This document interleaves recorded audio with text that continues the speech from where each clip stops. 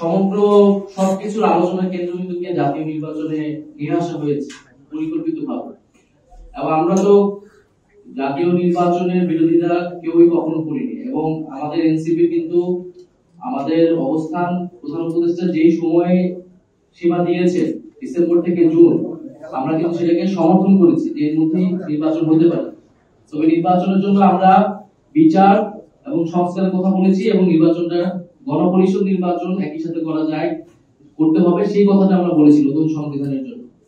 স্থানীয় সরকার নির্বাচনের দাবিটা বা আলাপটা কিন্তু আজকেই হঠাৎ আমরা দিচ্ছি না, এটা এর আগেও দেওয়া হয়েছে। নির্বাচন কমিশন যে ত্রুটিপূর্ণ এটাও আজকে আমরা প্রথম দিচ্ছি, এটাও আমরা এর আগে দিয়েছি। মানে আমরা নতুন কোনো কথাই বলছি না, বরং উদ্ভূত যে পরিস্থিতি সেই পরিস্থিতির একটা সমাধান হিসেবে একটা রাজনৈতিক দল হিসেবে আমাদের দায়িত্ব কর্তব্য এই সময়ে বক্তব্য রাখা এবং কর্মসূচি নিয়ে জনগণের ভিতরে হাজির হওয়া। আমরা আমাদের দায়িত্বটা কেবল পালন করছি। এছাড়া আমরা যদি বিএনপির সংখ্যা থাকে বা অন্য কোন দলের সংখ্যা থাকে জাতীয় নির্বাচন পিছানো, বা সেক্ষেত্রে আমরা তো বলি না যে জাতীয় নির্বাচন পিছিয়ে স্থানীয় সরকার নির্বাচন করতে হবে। প্রয়োজনে গণপরিষদ নির্বাচন ও জাতীয় নির্বাচনের তারিখ ঘোষণা হয়ে যাক, তারিখ ঘোষণা হয়ে সবাইকে আশ্বস্ত করে তার আগে স্থানীয় সরকার নির্বাচন দিতে আমাদের সে বিষয়ে কোনো আপত্তি নেই। কিন্তু এখন যে সারা দেশে নাগরিকরা সেবা পাচ্ছে না এবং এই অবৈধ নির্বাচনগুলোর প্রার্থীরা আদালতে দৌড়াদৌড়ি করছে নিজেদের একটু ক্ষমতার লোভে, একটু পদের লোভে, এগুলো একটা সংকটময় পরিস্থিতি তৈরি করেছে। ফলে এই সংকট থেকে বের হতে হলে স্থানীয় সরকার নির্বাচন দিতে হবে, এবং স্থানীয় সরকার নির্বাচন দেওয়ার মাধ্যমে আসলে জাতীয় নির্বাচনের পরিবেশ তৈরি হবে।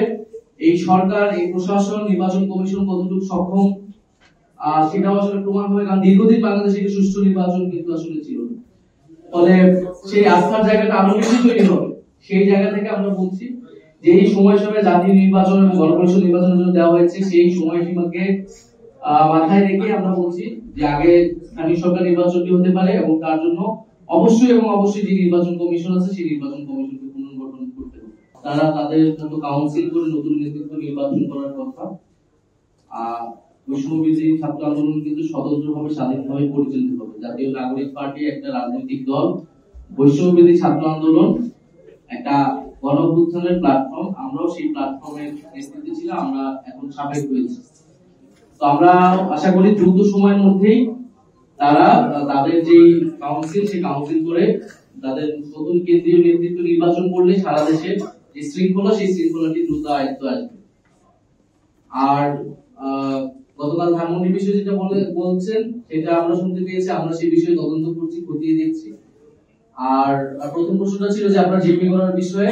আমরা কিন্তু গণতান্ত্রিক প্রক্রিয়াতেই আন্দোলনের মানে দাবি আদায়ের কথা বলছি।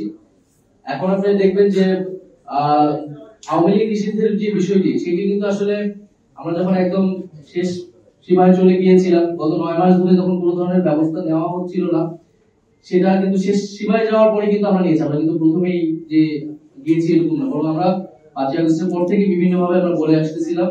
যখন আমরা সরকারের ভিতরে ছিলাম তখন আমরা বলেছি, যারা বাইরে ছিল তারা বলছে। ফলে ইলেকশন কমিশন পুনর্গঠনের দাবিটাও আমরা কিন্তু বলে আসছিলাম অল্প অল্প করে। কিন্তু আমরা যখন দেখলাম যে এই ইশরাক হোসেন মামলার যে বিষয়টা একেবারে সরাসরি ইলেকশন কমিশন এই সংকটটা তৈরি করেছে, তারা এই মামলায় কোনো কনটেস্টই করেনি এবং তারা আপিলও করেনি।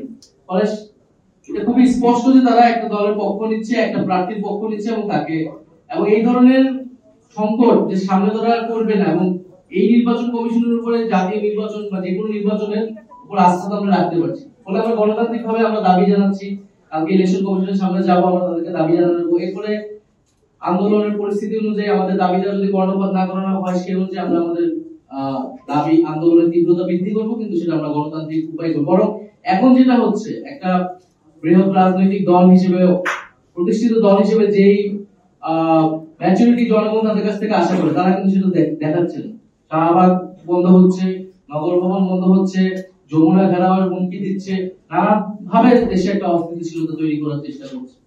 ফলে আমি বলবো যে সবাইকেই এই জায়গা থেকে সরে আসা উচিত, এবং আলোচনার মাধ্যমে, আমাদের তো এখন একটা আলোচনা, রাজনৈতিক দলগুলোতে একটা আলোচনার পরিবেশ আছে সরকারের সাথে, এবং আমাদের সব রাজনৈতিক দলের মধ্যে সেই যোগাযোগ, সেই সম্পর্কটা আছে। আমরা যাতে যদি আলোচনার মাধ্যমে, সংলাপের মাধ্যমে আমরা যদি সমাধান করতে পারি, তাহলে এটা দেশের জন্য, সবার জন্য আসলে